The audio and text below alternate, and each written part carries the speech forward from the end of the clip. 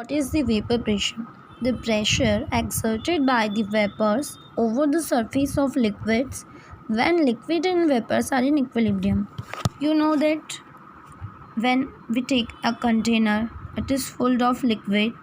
Some liquids are vaporized to form vapors through evaporation process. Liquid converts to vapor through evaporation process, and vapor converts into again in liquid through condensation process.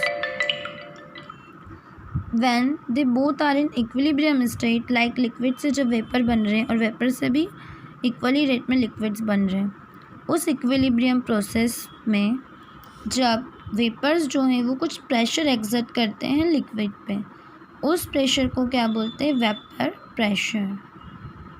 So, the pressure exerted by the vapors over the surface of liquids when liquid and vapors are in equilibrium is called vapor pressure. When this contain a single liquid, then it is called pure vapor pressure. Pure vapor pressure. But when there are mixing of two liquids, like we are learning the Raoult's law, we are taking the binary solution, that is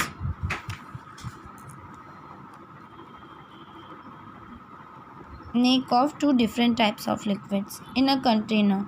So one liquid making their own exerts on partial pressure and another one is exerting on partial vapor pressure. So the word we are using partial.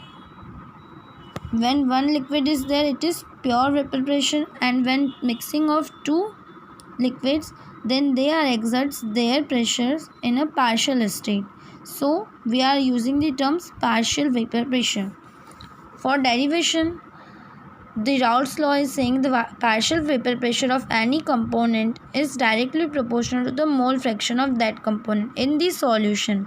So we are taking A as a solvent. So PA is directly proportional to XA and PB is directly proportional to XB. So what is this? PA is vapor pressure of A in the solution. Solution में क्या है? Pressure. वो solvent का. That is called PA is equals to vapor pressure of A in the solution and PB is vapor pressure of B in the solution. Directly proportional का constant हटा के अगर हम लिखते हैं तो P A is equals to P not A X A, P B is equals to P not B X B. What is this P not A in P not B? It is a pure vapour pressure. P not A is vapour pressure of pure A. जब सिर्फ वो एक ए ही solution था, जब उसका vapour pressure क्या था container में, और जब सिर्फ एक ही सॉल्यूशन बी था, उसका मल्टीप्लाई अगर मोल फ्रैक्शन में करते हैं तो क्या आता है? Partial vapor pressure of that solvent and that solute. So XA is mole fraction of A in solution and XB is equals to mole fraction of B in solution.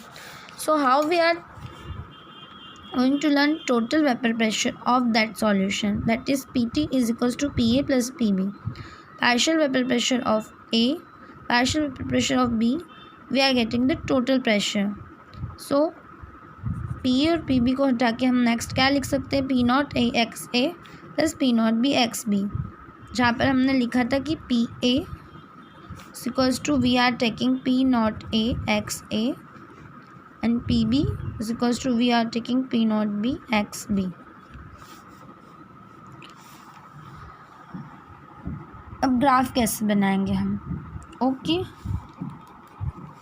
इसका graph जब x ए था, ए की mole fraction था solute, जब एक solute या solvent, जब another क्या होता है? Zero in a solution when we are taking a container जहाँ पर सिर्फ एक सॉल्वेंट था, तो हमने एक्स ए, उसका मोल फ्रैक्शन क्या हो गया? 1. जब कोई सॉल्वेंट ही प्योर है तो एक्स ए और एक्स बी का टोटल क्या होता है? मोल फ्रैक्शन का देखते हैं सॉल्यूशन में, एक्स ए और एक्स बी का टोटल क्या होता है? 1. तो हमने सबसे पहले क्या लिया? एक्स ए 1. जब सिर्फ एक ही सॉल्यूशन में है तो एक ही का मोल फ्रैक्शन 1 ले लिया. जैसे जैसे हम इस ग्राफ में, जब we are plotting graph, this is X, this is Y axis पे हम वेपर प्रेशर ले रहे हैं और यहाँ पर हम मोल फ्रैक्शन ले रहे हैं, बी का इंक्रीज करते जाएंगे. यहाँ पर एक्स बी अभी क्या है? 0.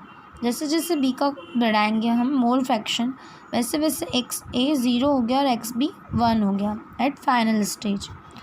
अगर सिर्फ एक्स ए सॉल्यूशन में है तो वेपर प्रेशर भी क्या एग्जिस्ट कर रहा है, pure, that is P not A, pure vapour pressure of A solvent, and here pure vapour pressure of B solvent. This line is showing the total pressure of PA plus PB. Okay, so how we can find out the total vapor pressure. We are taking XA plus XB is equals to 1, so we can put P naught A XA plus P naught B XB.